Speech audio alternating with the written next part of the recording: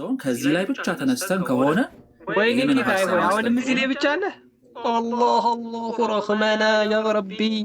ኧረ ፕሊዝ አሁንም እዚህ ላይ ብቻ አትበል። ቅድም የዮሐንስ ወንጌል አሳየን እዚህ ላይ ብቻ አልክ። ይሄንንም ራስህ ጠቀስከው እዚህ ጋር መጣን። አሁንም ይሄንን ጠቀስ እዚህ ጋር ብቻ ነው። የእነ ፖል ትምህርት ሌላ ትምህርት ነው ማለት ነው አይደል? በቃ በዚህ ሐሳብ ጳውሎስ ያስተማራቸው ትምህርት በሙሉ ያንተ አረዳድ ነው። ሌላ ሐሳብ ያንተ አረዳድ ኮምፕሊትሊ ሌላ ሐሳብ አረዳድ አይደለም። ጸጋ በእምነት ድናችኋል የሚለው ሐሳብ ምንድነው? የተገናኘ ነገርም እየወራህ አይደለም። ጸጋ በእምነት አድናችኋል የሚለውን ሐሳብ ምንድነው የምናደርገው ታዲያ? ትክክል ነው። ጸጋው በእምነት አድነናውንም ቢሆን እኮ ከጥምቀት ጋር ምኑ ነው የሚጋጨው?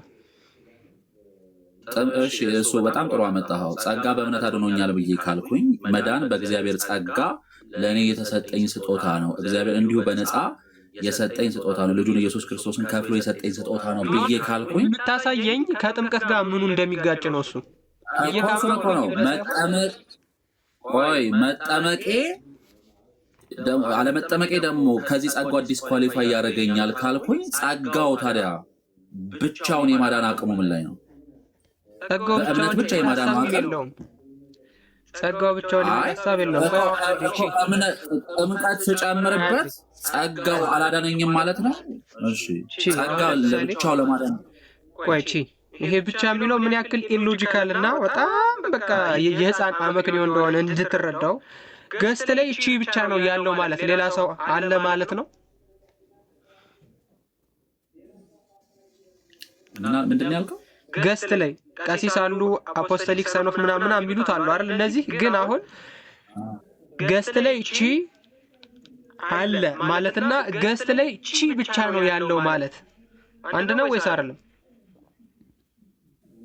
አንድ አይደለም። ኦኬ ገስት ላይ እቺ ብቻ ነው ያለው ማለት ከእርሱ ጋር ገስት ላይ ሌላ ሰው አለ ማለት ነው። አሁን ሎጂክ ነው የምናወራው ወይስ ላሳይ ነው? ችግር የለውም ላሳይ ነው። ገስት ላይ ከእኔ ሎጂክ ተነስተ አሁን ገስት ላይ እናንተና ያለውና ምናምን ብለን ሎጂክ አውርተን የእግዚአብሔርን የማዳን ስራ ከሎጂክ አትነሳ። ከእንደዚህ አይነት ሎጂክ ተነስተ አይደለም። ሂድና ቀጥታ ያኛውን ነገር ንገረኝ እንጂ ሎጂክ ለምን ሶርጃለሁ? ውሃም አልጠጣውም ጭራሽ ያደርቀኛል። አንድ ዮሐንስ ወንጌል ጋር ዮሐንስ ወንጌል ላይ ብቻ ተመስርተን ሎጂክ አንሰራም ይላል። ሐዋርያት ላይ ስትመጣ ሐዋርያት ላይ ብቻ ተመስርተን ወንጌል አንሰራም ይላል። ጳውሎስ መልእክት ላይ ስትሄድለት ጳውሎስ መልእክት እና ምን ላይ ቁርአን ላይ እንደመስረት እንደ ጌታ ሆይ ታላቁ የሆነ ነገር ይዞ ያንን ዲፌንድ እያደረገ ነው። ኦልሬዲ ዲክሌር አድርጓል። ያን ዲፌንድ ማድረግ ላይ ነው የተጠመደው እና ይሄ ደግሞ ውይይት እንዲህ አይደለም። ውይይት ማለት ኦፕን ማይንድድ ሆኖና የለም ወደ ተሻለው መረዳት ለመሄድ የሚደረግ ነገር ነውና ጥምቀት በጸጋ የተሰጠን ስጦታ አይደለም እንዴ? ታላቁ ጥምቀትን ስራ አድርጎ ነው ወይ እንትን ያለው? ጸጋ ነው እናቴ። አሁን እምነትን ብቻ የጸጋ ስጦታ ማመን ብቻ የጸጋ ስጦታ አድርጎ መጠመቅ ስጋና ደግሞ መቀበል እነዚህ ሁሉ በጸጋ የተሰጡት እንዳልሆኑ አድርጎ የመረዳት ነገር አለ የሚያስተዋልኩ። ይሄን እዚህ ጋር ደግሞ ታላቁ ውስጥ አንድ ጥያቄ ልጠይቅህ። ይሄ በአንድ ቃል ዶክትሪን አይመሰረትም። ብዙ ጊዜ ይነሳል በብዙ ሰዎች ማለት በመሰረታዊነት ማለት ነው። የእግዚአብሔር ቃል ምርትና ግርዳ አለው ወይ? ሁለተኛስ ደግሞ ሰማይ ምድር ያልፋል ቃሌ ግን አያልፍም ነው ያለው። ክርስቶስ ነው የተናገረው። በነገራችን ላይ ለምን አንድ አይሆንም? አንድ ቃል ለምን አይሆንም? ማለት ክርስቶስ ራሱ ደጋግሞ ካልነገረን በስተቀር በዚህ ጉዳይ ላይ አናምነውም ማለት ነው። ይሄ ልትረዱ ይገባችኋል። አንዴ ስለተናገረ ክርስቶስን አላምነውም ማለት ነው። ሊደግምልኝ ይገባል ማለት ነው። እና ይሄ ማለት ይሄን ያህል የሚናገር እንደ ቃሉ ይናገር ብለው ደጋግመው የሚናገሩት እነሱ ናቸው። ግን ከዛ ደግሞ በጣም ሲርቁ ሲሸሹ ደግሞ ታያለ። እና ትንሽ ቅንነት ያስፈልጋል። በአንድ ጊዜ ሰው እንዲመጣ አንጠብቅም ማለት ይመጣል ብለን አንጠብቅም እግዚአብሔር ካረዳው በስተቀር። ነገር ግን በሂደት ራስን ነፃ በማድረግ ለእውነት ልብን በመክፈት ግን መምጣት ይቻላል። ይሄ ለማለት ነው። ትክክል ነው። ደግሞ አንድ ጥቅስ ላይ መሰረት አናደርግም የሚሉ ሰዎች ኢየሱስ አማላጅ ነው ብለው ከሮሜ 8:34 ውጪ ይመስገን ነው የሚጠቅሷት ነገር የለች። ወይኔ በስመ አብ ወወልድ ወመንፈስ ቅዱስ። በጣም ኦኬ ወንድሜ ሐዋርያት ሥራ ምዕራፍ 2 ላይ ካለው ከዛ ሀሳብ እንጀምር። እኔ አሁን አዲስ ነው የገባሁት። እንዴት አመሻችሁ? እግዚአብሔር ይመስገን። ከየት ቤተ እምነት ኖት ዶክተር አጥለው? ከፕሮቴስታንት። ኦኬ ፕሮቴስታንት ተቃዋሚ ማለት እንደሆነ እያውቃሉ አይደለ? ትርጉሙ በአማርኛ አይ አሁን እንደዛ ተብሎ ስለሚጠራ ችግር የለውም። እሱ ስሙ አይገደኝም። ኦኬ ምንድነው የምትቃወመው ዶክተር? ወይ ምንድነው የምትቃወመው አንተ ፕሮቴስታንት እንደመሆነ? ምን አድርገህ ነው የምትቃወመው? ያቺኛዋን እናስቀድም። መጀመሪያ እናስቀድማለን። ስምህን ለመጀመሪያ ለማጥራት ነው። ፕሮቴስታንት ነኝ ስላል ከአዚፍ ፕራውድ የምታደርግበት ነገር እንደሆነ ምን አድርገህ ነው የምትቃወመው? አይደለም ሰዎች በዛ ዲፋይን ስላደረጉኝ ነው። እኔ ክርስቲያን ነኝ ወይ ፎርዛት ማተር ትክክለኛ እኔን ሊገልጠው የሚችለው ነገር ክርስቲያን መሆኔ ፕሮቴስታንት ጸረ ክርስትና ነው። እሱንም እናሳይሃለን። አሁን ምን ያክል ጸረ ክርስትና እንደሆነ ፕሮቴስታንቲዝም። እሺ አንድ ጥያቄ ነው የምጠይቀህ። ችግር የለውም። እኔን ይገልጠኛል ማለት ሰዎች ከሚያወጡት ከዛ አንጻር እንድትረዳኝ ብዬ ነው። አብሽሮ ዶክተርዬ ችግር የለውም። የሐዋርያት ሥራ ምዕራፍ ስለዚህ ሐዋርያት ሥራ ምዕራፍ ከፍቼዋለሁ ላይ ይታያል። ኦኬ ከ36 ጀምሮ ያለውን ትንሽ ከፍ አድርግልኝና ይኸው ዌል ኦኬ ትንሽ እንትን ይላል። እኔ ራቅ ይለኛል። አይ ቲንክ እስኪ ከ36 ጀምሮ አንተ አጠገብ ስላለ አንብብልኝ እስከ 38። እሺ እንግዲህ ይህን እናንተ የሰቀላችሁትን ኢየሱስን እግዚአብሔር ጌታም ክርስቶስም እንዳደረገው የእስራኤል ወገን ሁሉ በእርግጥ ይወቅ። ይህንም በሰሙ ጊዜ ልባቸው ተነካ። ጴጥሮስንና ሌሎችንም ሐዋርያት ወንድሞች ሆይ ምን እናድርግ አሏቸው። ጴጥሮስም ንስሐ ግቡ፣ ኃጢአታችሁ የሚሰረይ ዘንድ እያንዳንዳችሁ በኢየሱስ ክርስቶስም ተጠመቁ፣ የመንፈስ ቅዱስንም ስጦታ ትቀበላላችሁ ይላል። ወይ እዚህ ቦታ ላይ ስንመለከት ጴጥሮስና ሌሎችን ሐዋርያቶች ወንድሞች ወይ ምን እናድርግ ብለው ጠየቁ ሲል እነኚህ ሰዎች ያመኑ ሳይሆን በማመን የዘላለምን ሕይወት ለማግኘት በውስጣቸው ለመወሰን እየጠየቁ ያሉ ሰዎች ናቸው። አላመኑ። ስለዚህ ጴጥሮስ ሲናገር አላመኑ ገና እየተሰበከላቸው ነው ያለው።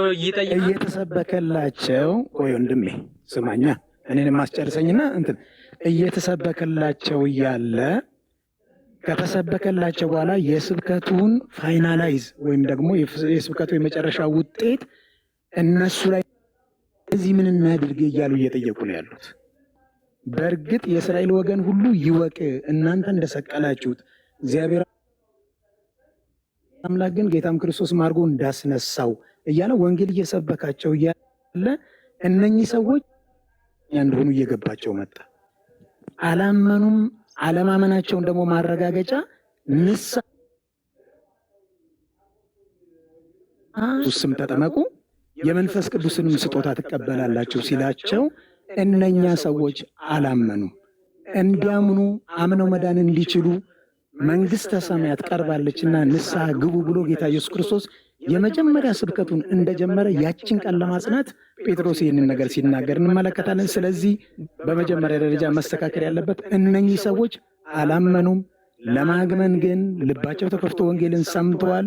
ስለዚህ ምን እናድርግ እያሉ ነው ያሉት። ገብተዋል።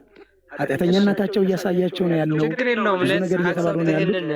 full of presupposition your logic is full of presupposition ግን for the sake of the argument እንቀበለው። ችግር የለውም። እነዚህ ሰዎች አሁን አንተ እንደምትለው ዶክተር አእምሯቸውን ከፈቱ፣ ወንጌልን ሰሙ። ከዛ በኋላ መዳን ሲፈልጉ ምን አሏቸው? ንስሐ ግቡ። ንስሐ ከገቡ በኋላስ ምንድን ነው የሚያደርጉት? በኢየሱስ ክርስቶስ እሱን እንቀጥላለን። ኖ አትቅደመኝ። ታላቁ ከዛ በፊት አንድ ጥያቄ ልጠይቅ እንዲያብራራልኝ ፈልጌ ነው ዶክተር። አንድ ጥያቄ ሁለታችሁም ቸኩላችኋል። ለምን መሰላችሁ? አሁን እናንተ በእናንተ ዌይ ኦፍ አንደርስታንዲንግ ሰው ካልሄደ ቶሎ ብላችሁ ተራብት ታደርጋላችሁ። አስቀድሞ ፕሪሚሲስ አትስራ። ይኸውልህ እኔ አሁን ገና ማውራቴ ነው። ኖ እሱ ያኛው እያወራ ያለው ነገር ከዛ ጋር የተያዘ ስለሆነ ነው። ስማኛውልህ አሁን አንድ ጥያቄ ልጨርስና አብረህ ጨምረህ እንዳታብራራልኝ ብዬ ነው። እኔ ልጨርስና ካላብራራሁ እንደገና ይጠይቁኛል። ችግር የለው። ኢንተራፕት መደረግ አልፈልግም። ምክንያቱም የመናገር ራይቴ እዚህ ጋር ስለሆነ ቤታችሁን ብመጣ በፍጹም ልናገርና ስጨርስ እዚህ ጋር እንዲህ ስትል የጎደለሃል በሉና ጠይቁኝ በኋላ ላይ። እሺ እንደዛ እንቀጥል አይደለ? ስለዚህ እነኚህ ሰዎች አላመኑም። አለማመናቸውን ማረጋገጫ ምንድነው? ንስሐ ግቡ ነው ያላቸው። ምክንያቱም አምነዋል፣ ንስሐ ገብተዋል ብለን ብንል ኖሮ ንስሐ ግቡ ብሎ አይላቸውም። ከዛ በኋላ ግን ስላላመኑ ማመን እንደሚገባቸው ያንን አለና የኃጢአት ስርየት ታገኙ ዘንድ እያንዳንዳችሁ በክርስቶስ ኢየሱስ ስም ተጠመቁ ብሎ ይህንን ነገር አስቀመጠ። ብዙ ሰዎች ይህንን ጥምቀት የኃጢአት ስርየት ይሰጣል ብለው የውሃ ጥምቀት ነው ብለው ይተረጉሙታል። ሌሎች ደግሞ አይ ይሄ ጥምቀት በመጽሐፍ ቅዱስ በዕብራውያን ወደ ሌላ ርዕስ አትሄድ ዶክተር፣ ወደ ሌላ ርዕስ አትሄድ። ቆይ ይሄ የውሃ ጥምቀት ነው አይደለም የሚለውን አይደለም እያወራን ያለነው፣ ስለ ጥምቀት ነው። ጨርሰሃል። እዚህ ጋር ጥያቄ ልጠይቅህ ነው። እሺ አንደኛ ቅዱስ ጴጥሮስ የመሰከረላቸው ምስክርነት ስለ ክርስቶስን ለማመን የሚያንሰው ነገር ካለ ይሄ የጎለው ነበር፣ በደንብ አልገለጸላቸውም ትለኛለህ። አንድ ሁለተኛ ልባቸው ተነካ ያለው በትምህርቱ ነው ወይስ በምኑ ነው? ሶስተኛ መጠይቅህ ጥያቄ ንስሐ የሚገባው ያላመነ ሰው ብቻ ነው ወይ? ያመነ ሰው ንስሐ አይገባም ወይ? በቅደም ተከተል መልስልኝ። ጥያቄውን ከረሳ አስታውስሃለሁ። እንዴት እረሳለሁ? የመጀመሪያ ቅዱስ ጴጥሮስ የሰበካቸው ስብከት የጎደለው ጉድለት አለ ከሚለው ፐርስፔክቲቭ አይደለም። ሙሉ ነው። በቃ ባጭሩ ሙሉ ነው አይደል? ስብከቱ ዶንት ኢንተራፕት ሚ ፕሊዝ። አይደለም አሁን እንዲህ አይነት ዲፊውዝ እንድታደርግብኝ ስላልፈለግኩ ነው። እንዲህ አይነት አካሄድ ከሆነ በቃ ዲያሎግ እኮ አለ። ዝም ብሎ በኋላ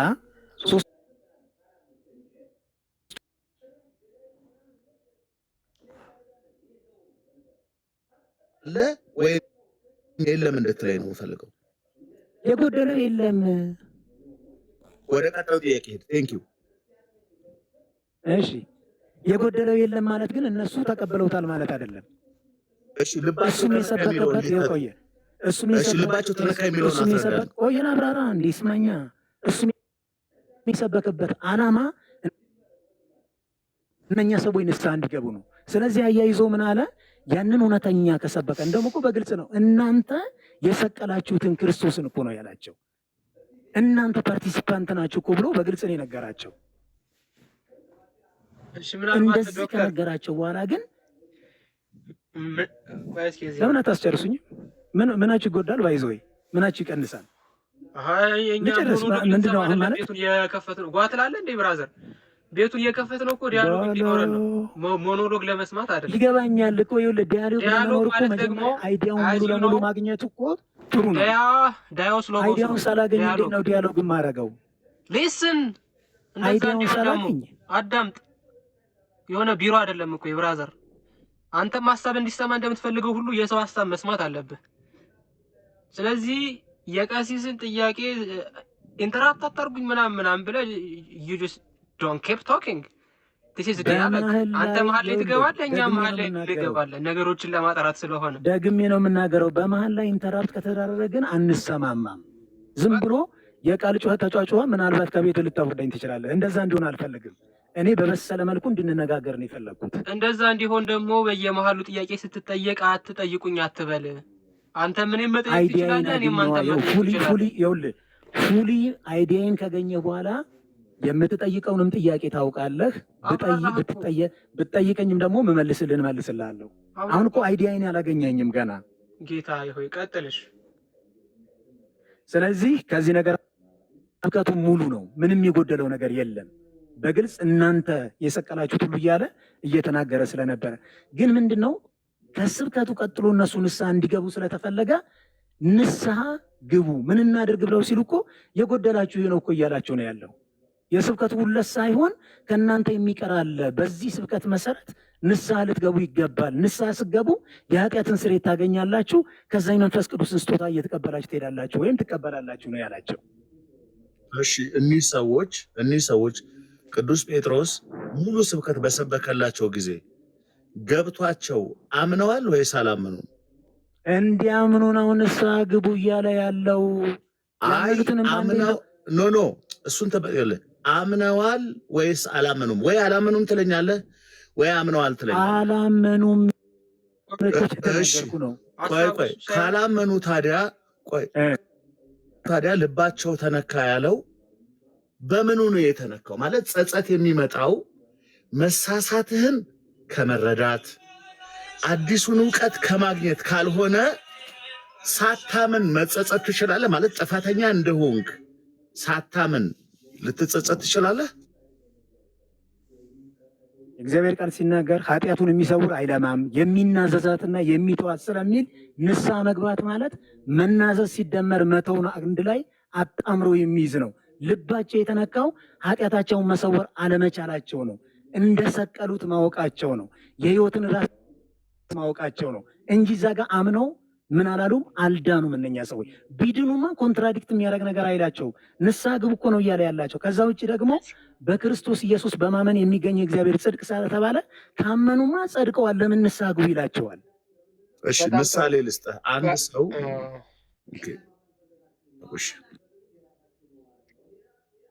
የሚያምን ሰው ንስሐ ይገባል ወይስ አይገባም? ዶክተር ወዬ የሚያምን ሰው ንስሐ ይገባል ወይስ አይገባም? አሁን ይህንን ከዮሐንስ 3 ጋር አያይዘን እያየን እንድንሄድ እፈልጋለሁ። ዳግመኛ ከመወለድ አንጻር ቆይ የሚያምን ሰው ንስሐ ይገባል ወይስ አይገባም? በጣም ቀላል ጥያቄ ነው። ያመነ ነው የሚያምን ነው እያልከኝ ያለው? የሚያምንም አካልከኝ ገና አላመነም ነው የምልህ እኮ አንተው ተያዝክ እኮ በቃልህ። ያመነ ከሆነ ግን ያመነ ሰው ንስሐ ይገባል ወይስ አይገባም? ወንድም ልጆቼ ሆይ ኃጢአት አላደረግን የምንል ራሳችን ሐሰተኛ እናደርጋለን። ምናልባት ግን ኃጢአት የምንሰራ የታመነና ጻድቅ ነው ሊምረን እንደተባለ አምኖ ሰው በሆነ ስፔሲፊክ ጉዳይ ላይ ኃጢአት ከሰራ የሚገባው የንስሐ አይነት አለ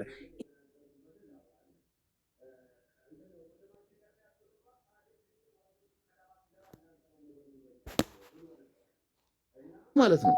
የእውቀት ችግር የላቸውም፣ የማመን ችግር የለባቸውም። ኦልሬዲ ቅዱስ ጴጥሮስ በተናገረው ነገር እውነተኝነት ባያምኑ እንዴት ልባቸው ይነካል? ጸሐፍት ፈሪሳውያን እኮ እንኳን ቅዱስ ጴጥሮስ ራሱ ጌታችን ሲናገር በተናገረው ነገር ልባቸው ስላልተነካ ሊወግሩት ድንጋይ ያነሱ ነው የሚለው መጽሐፍ ቅዱስ ደጋግሞ። ሊወግሩት ድንጋይ ያነሱ። ያን ሁሉ ተአምር አድርጎ ተጨማሪ ተአምር እንድታሳየን እንፈልጋለን ይሉታል። ክፉና አመንዝራ ትውልድ ምልክትን ይሻል ይላቸዋል። እንዲህ እያሉ ወስደው ሰቀሉት ማለት ነው። ለምን? በተናገረው ንግግር ባስተማረው ትምህርት ዓይናቸው ፊት በሰራው ተአምራት ምን ስላላረጉ? ስላላመኑ። ቢያምኑ ኖሮስ ጸሐፍት ፈሪሳውያን ልክ እንደነዚህ ሰዎች ልቦናቸው ተነቅ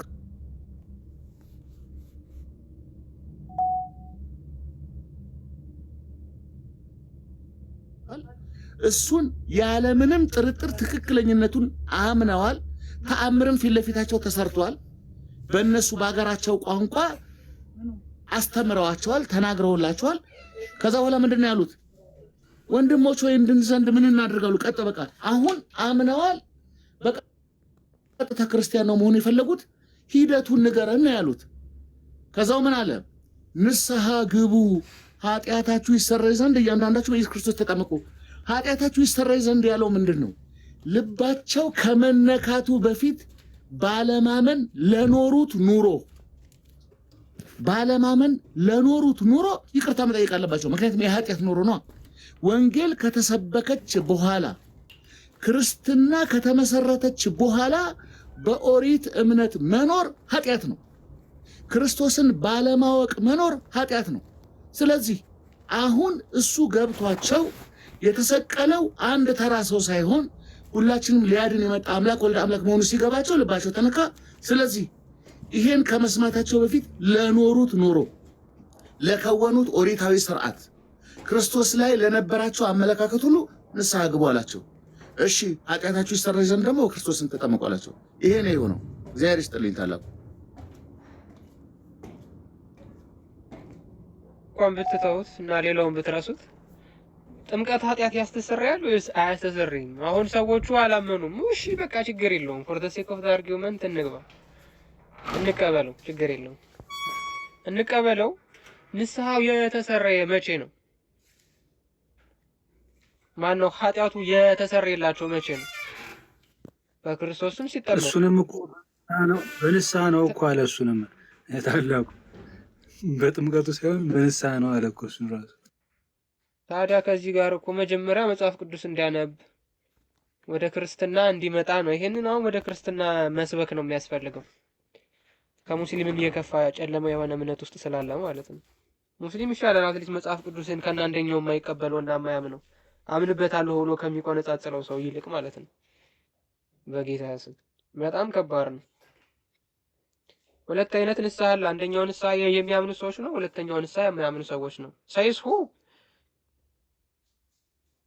ከዛ እንደ ቅድሙ ልጅ የመንፈስ ቅዱስ መጠመቅ ስትለው ምን ይዞ ይመጣል? በመንፈስ ቅዱስ ያደረበት ክርስቲያን እንዲህ ሊያደርግ ይችላል ምናምን። ቬሪ ፋኒ። ዶክተር ዘላለም አሉ። ሰላም በሉን እና ቀጥሉ።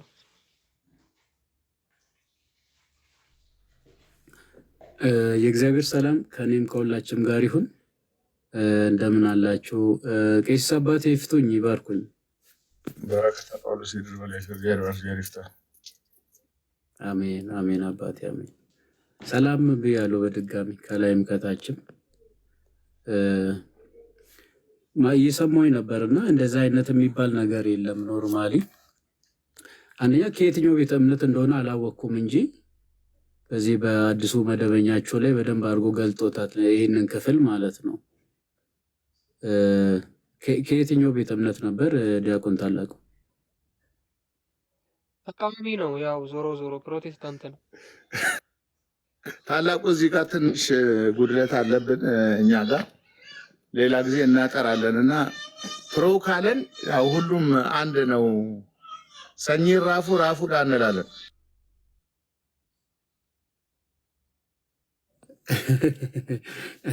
ይሄ በሁለተኛ ልሳንኛ ነው።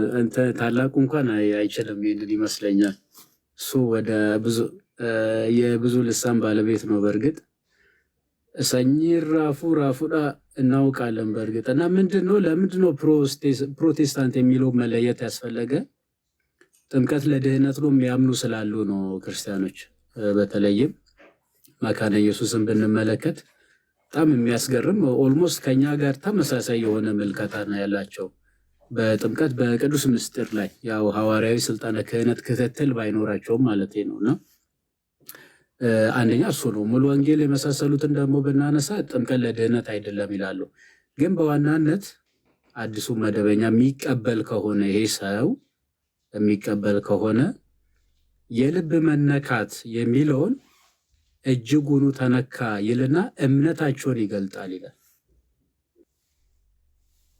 የልብ መነካት የሚለው ልባቸው ተነካ የሚል እጅጉኑ ተነካ ይላል። እንደውም ጠጠር በአጽንኦት ነው የሚናገረውና ይሄ ደግሞ ማመናቸውን ያጠይቃል ብሎ ያስቀምጣል።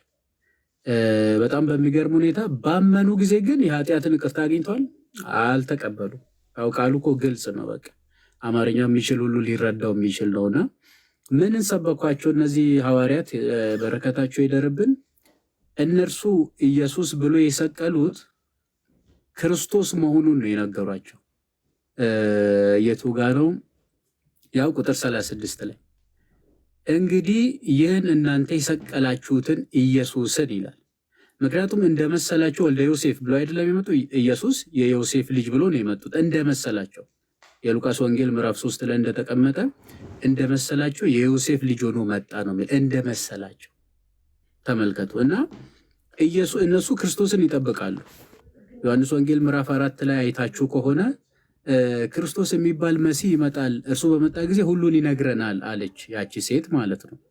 ቀስ ብሎ ነው ልቧን ራሱ የለወጠ። መጀመሪያ ዘረኝነትን አነሳች። አንተ አይሁዳዊ እኛ ሳምራውያን ከምንሆን ከኛ ጋር እንዴት ውሃ ትለምነኛለህ ትላለች። ለምን? አይሁዳውያን ከሳምራውያን ጋር አይተባበሩም ስለነበረ ማለት ነው። ከዛም በኋላ የውሃውን ታሪክ ይነግራታል። ከአባታችን ከያዕቆብ ትበልጣለህ ትለዋለች። ከዚህ የሚጠጡ ሁሉ ይጠማሉ ተመልሶም ይመጣሉ፣ እኔ ከምሰጠው ከሕይወት ውሃ የሚጠጣ ግን እርሱ ለዘላለሙ ምን አይልም አይጠማም እያለ ማነው ነቢይ እንደሆንክ አያለው ትላለች። ቀስ ብላ ነው ጌታ ሆይ ሁሉ ብላለች ማለት ላይ ጌታ ሆይ ነቢይ እንደሆንክ አያለው፣ ክርስቶስ የሚባል መሲህ ይመጣል እና ይጠብቁት ነበር ማለት ነው። በመዝሙራት በሕግ በትንቢታት ስለ እርሱ ሲነገር የነበረ ነው። መሲህ የሚባል ክርስቶስ ይመጣል፣ ነፃ ያወጣናል ነው። ነፃም የሚወጡት ከሮማውያን ቀኝ መገዛት ነበር እነሱ የሚጠብቁት ማለት ነው። እና የጠበቁትና የሆነው ነገር ስላልተግባባ ወይም ስላልተስማማላቸው ያውም በበረት ነው የተወለደው ናዝሬት በምትባል ከተማ ነቢይ ከናዝሬት እንደማይወጣ አንብበ ተመልከት ይሉት ነበረ እና ኒቆዲሞስን ራሱ ሲከራከራቸው ማለት ነው።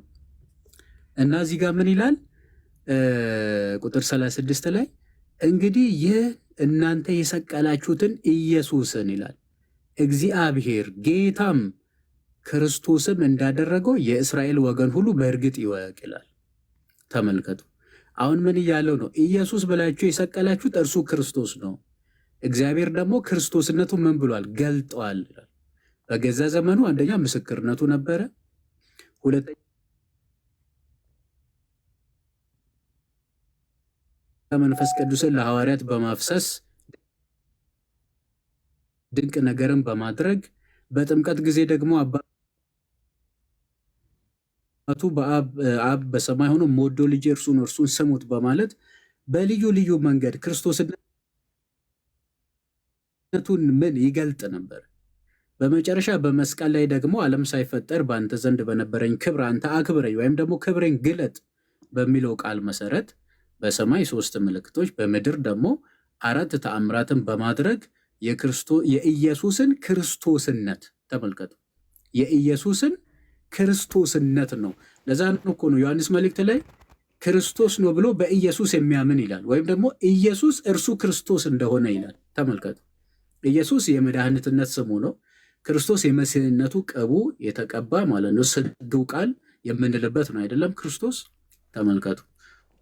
እና ይሄንን ምን አደረገ? እግዚአብሔር ገለጠው ነው። በቃ ፀሐይ እነሆ ስትጨልም፣ ጨረቃ ደም ስትለብስ፣ ከዋክብት ሲረግፉ የብርሃን አባት ቅዱሱ እግዚአብሔር በመስቀል ላይ ስለ እኛ ጸጋን ሊያለብሰን እርቃኑን ሲሰቀል ይህንን እናሳየን ብሎ ማለት ነው።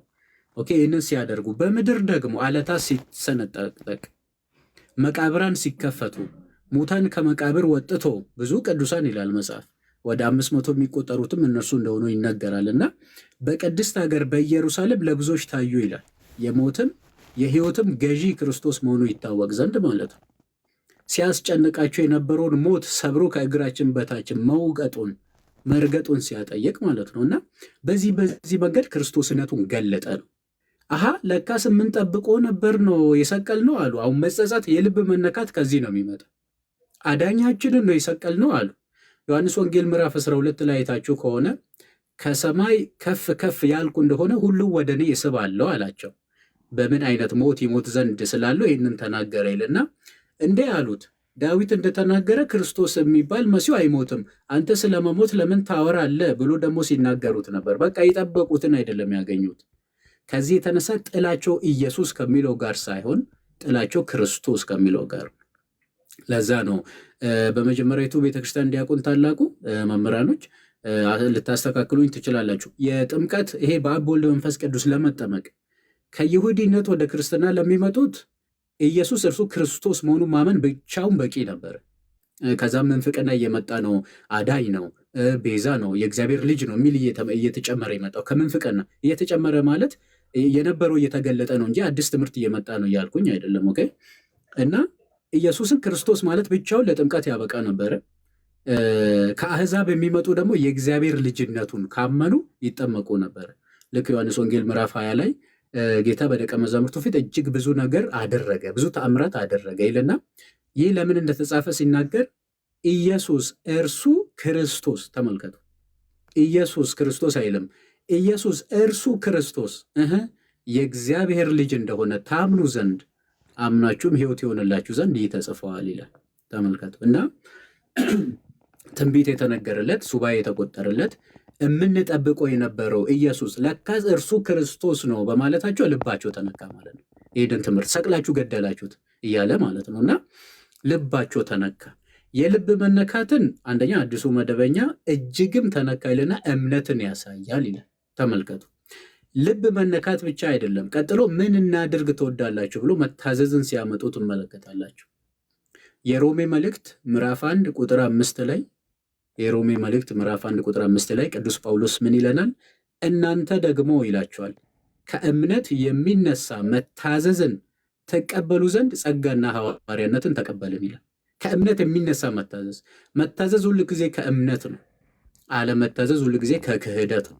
ይህ በጣም መታወቅ አለበት ማለት እና ስለዚህ ቅዱስ ጳውሎስም ይህንኑ ታገኛላችሁ። የሐዋርያት ሥራ ምዕራፍ 9ና ምዕራፍ 22 ላይ ያለው ታሪክ ምን እንዳደርግ ትወዳለህ? ጌታዬ አንተ ማን አለው። መጀመሪያ የምታሳድደኝ የናዝሬቱ ኢየሱስ እኔ ነኝ ባለ ጊዜ ምን እንዳደርግ ትወዳለህ ብሎ ጠየቀ። ተመልከቱ፣ ምን እንዳደርግ መታዘዝ፣ ሁለቱም ቲፒካሊ ዘሴም ናቸው። እነዚህ በነ ጴጥሮስ ተሰበኩ። ቅዱስ ጳውሎስ ደግሞ ራሱ ጌታ በደማስቆ ላይ ተገልጦለት ነገረው ማለት ነው። ከዛስ ምን አሉ? ከእምነት የሚነሳ መታዘዝን ምን እንድናደርግ ትወዳላችኋል? ተመልከቱ። ከዛስ አምናችኋል ማለት ነው። እምነት ብቻ ገደል ሲገባ ማለት ነው። ኦኬ። ስለዚህ ምን አሉ? ምን እንድናደርግ ትወዳላችሁ ስል ቅዱስ ጴጥሮስ መለሰ እምነት ብቻ እንዳሉ ነው። አሁን ወንድማችን ቅድም ዶክተር ተብዮ ምን ያነሳል? ዮሐንስ 1:12 ላይ ወደ ገዛ ወገኖቹ መጣ፣ የገዛ ወገኖቹ አልተቀበሉትም፣ ለተቀበሉት በስሙ ለሚያምኑት ለእነርሱ ግን የእግዚአብሔር ልጆች ይሆኑ ዘንድ ነው የሚለው። ሆኑ አይልም እኮ ኦኬ። ይሆኑ ዘንድ ስልጣንን ሰጣቸው። እቺ የተሰጠችው ስልጣን ወደ ዮሐንስ ወንጌል ምዕራፍ 3 ተወስደና ተጠመቁ የሚለውን ታመጣለች። የሆኑ ዘንድ ይላል እንጂ ሆኑ ይላል እንዴ? ቱ ቢካም ማለት እኮ ሆን ማለት እንድትሆን ተፈቀደልህ ነው። ኦኬ። ማመን በር ነው፣ ወደ ምስጢራት ይመራሃል። በቃ ማመን የምስጢራት ሁሉ መሰረት ስለሆነ ማለት ነው። ኦኬ። ያንን እኮ ነው የሚናገረው መጽሐፉ ማለት። ስለዚህ ሆናችሁ የሚል ነገር የለም። በእምነት ብቻ የሚባል ነገር የለም። እምነት ትክክል ነው። ኦኬ። እምነት ራሱ ወንጌል ስለሆነ ማለት ነው። ወንጌል ደግሞ ጥምቀትንም ስለሚነግረን ቁርባንንም ስለሚነግረን ማለት ነው። ኦኬ። ስለዚህ ምን እናደርግ ትወዳላችሁ? ጴጥሮስና ዮሐንስ መለሱ። አሁን ንስሐ ግቡ ነው በቃ። ይሄ የልብ መነካታችሁ መጸጸትን ነው። ንስሐ ደግሞ መጸጸት ብቻ አይደለም። እንደምታውቁት መጸጸትማ እኮ ይሁዳም ተጸጽቷል። ወይኔ ንጹሕ ደምን አሳልፌ ሰጥቻለሁ ብሎ ተጸጸተ። ግን ንስሐ ስላልገባ ታንቆ ሞተ ነው የሚለው። እንደ ጴጥሮስ ከሆነስ የጴጥሮስን እንባ ስጠን ነው አይደለም እኛም ዛሬ የምንለው። ኦኬ። ጴጥሮስ ግን አለቀሰ። የዶሮ ድምፅ እንኳን ለአማኞች ምን የንስሐ በርን ትፈጥራለች በነገራችን ላይ። እና የዶሮን ድምፅ በሰማ ጊዜ የጌታ ቃል በልቡ ላይ ምን አለ? ተሳለ ማለት ነው። ዶሮ ሳይጮህ ሶስቴ ሳይጮህ አንተ ትክደኛለህ የሚለው ማለት ነው። እሱም ሶስቴ ነው በእርግጥ። እና ስለዚህ ንስሐ ግቡ ነው። ተጸጽተዋል። አሁን ራሳቸው ማሳየት አለባቸው ማለት ነው ለሚያጠምቃቸው። እሺ ንስሐ ግቡ። ከዛስ እያንዳንዳችሁ በኢየሱስ ክርስቶስ ስም ሞትን ባጠፋው ስም አጋንንትን በጠረቀው ስም እኛ ወደሚደነቅ ብርሃን ባመጣው ስም ዓለምን በፈጠረው ስም ውሃን ሰቅሎ ሰማይን ባደረገው ስም እኛን ባሕረ እሳትን ባሕረ ኤርትራን አይደለም ባሕረ እሳትን ያሻገረው ገነትን በከፈተው ስም ኦኬ ምን በሉ? አምናችሁ ተጠመቁ ነው። ስሙ ጥምቀትን አያገልም፣ ጥምቀትም ስሙን አያገልም። ኦኬ ያንን ማመን መሰረት ነው። ኦኬ ቤዛነቱን መቀበል ከባሕርይ አባቱ ከአብ ከባሕርይ ሕይወቱ ከመንፈስ ቅዱስ ሳይለይ በተወላድነት ግብሩ በተለየ አካሉ ሰው መሆኑን ማመን አለባቸው። መጸነሱን፣ መወለዱን፣ መሰደዱን፣ በናዝሬት ገሊላ ናዝራዊ ተብሎ መኖሩን፣ መጠመቁን፣ ምስጢረ እግዚአብሔር መገለጡን። ሲጠመቅ ሰማይ ተከፈተ እኮ ነው።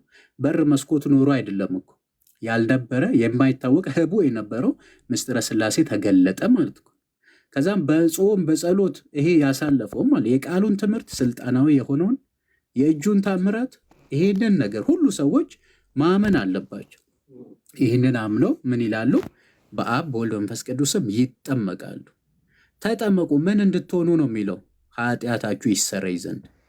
ኃጢአታችሁ ስለተሰረየ ነው የምንጠመቀው አይልም እኮ።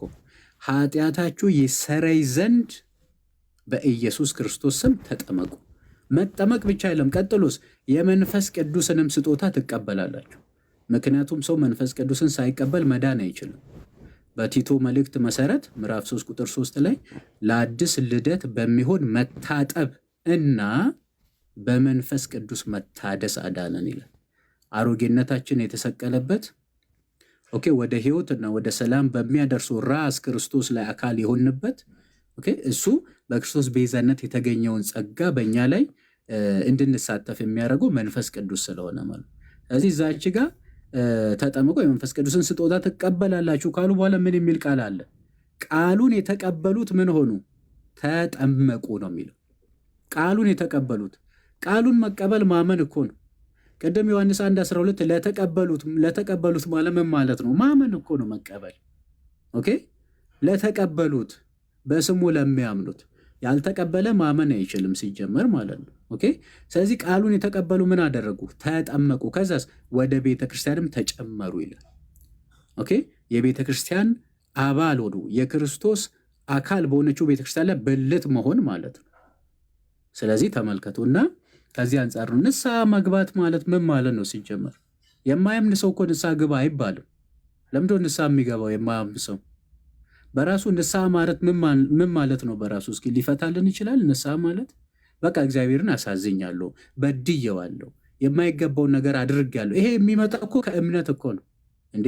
እኔ ሳላምን በቃ በድያለሁ። ያደረግኩት ስራ ራሱ በደል መሆኑን ያወቅኩት በምንድን ነው? በአስተምሮ አይደል እንዴ? ቤተክርስቲያን ትምህርት እኮ ነው፣ በሃይማኖቱ እኮ ነው ያወቅኩት ይህንን ራሱ። ስለዚህ ይሄ ማመኔን የሚያሳይ ነው።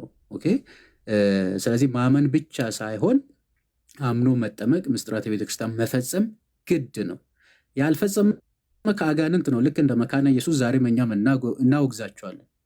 ማመን ብቻ የምትሉ ምስጢራትን የምታገሉ እግዚአብሔር ለሰዎች በቸርነቱ የሰጠውን ጸጋ እንዳይካፈሉ መንገድ የምትዘጉ ናችሁ። መንገድ እናንተ የማትገቡባትን መንግስት እግዚአብሔር ሌሎች እንዳይገቡ መንገድ መዝጋት ነውና ወደ ልባችን እንድንመለስ ሁላችንም ይርዳን። እግዚአብሔር ያክብርልኝ ታላቁ